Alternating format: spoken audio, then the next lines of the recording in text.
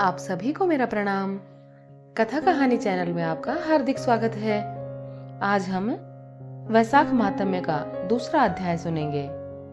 नारद जी कहने लगे, हे राजन, जैसे सतयुग जैसा युग, वेद समान शास्त्र, गंगा जी जैसा तीर्थ, जलदान जैसा दान, भार्या समान सुख, खेती जैसा धन, जीवन के समान लाभ, नेत्रों के समान ज्योति, भोजन के समान तृप्ति, सत्य के समान यश, आरोग्य के समान हर्ष कोई नहीं है। ऐसे ही वैशाख जैसा अन्य कोई दूसरा मास भगवान को प्यारा नहीं है।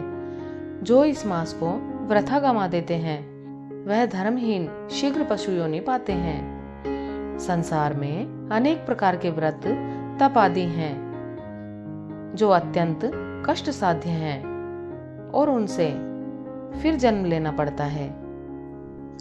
परंतु वैशाख मास में केवल स्नान मात्र से मनुष्य को मोक्ष की प्राप्ति होती है। सब तीर्थों के स्नान का फल वैशाख में केवल जलदान से ही मिल जाता है। जिसमें जलदान देने की भी शक्ति न हो वह दूसरे से दान दिलवावे, उसका भी यही फल होता है। जो पथिकों के लिए प्याऊ लगाता है वह अपने कई कुलों का उद्धार करता है। प्याऊ लगाने से देवता, पितर तथा ऋषि अत्यंत प्रसन्नता को प्राप्त होते हैं।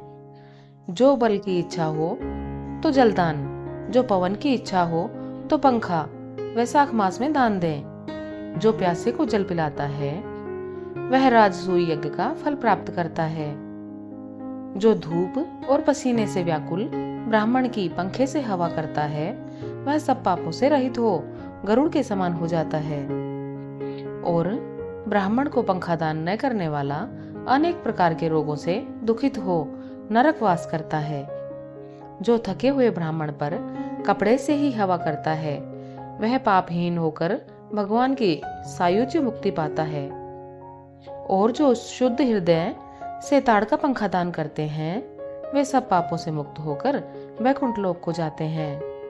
जो इस मास में खड़ाऊ दान करते हैं वह यमदूतों का तिरस्कार करते हुए वैकुंठ को पाते हैं। जूते दान करने वाले को न इस संसार में दुख होता है और न ही नरक यातना भोगनी पड़ती है।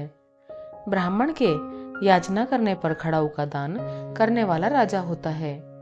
जो मार्ग में आश्रय के लिए घर बनाता है उसका फल ब्रह्मा भी वर्णन नहीं कर सकते। जो अतिथि ब्राह्मण को भोजन करावे उसके फल का भी कोई विस्तार नहीं।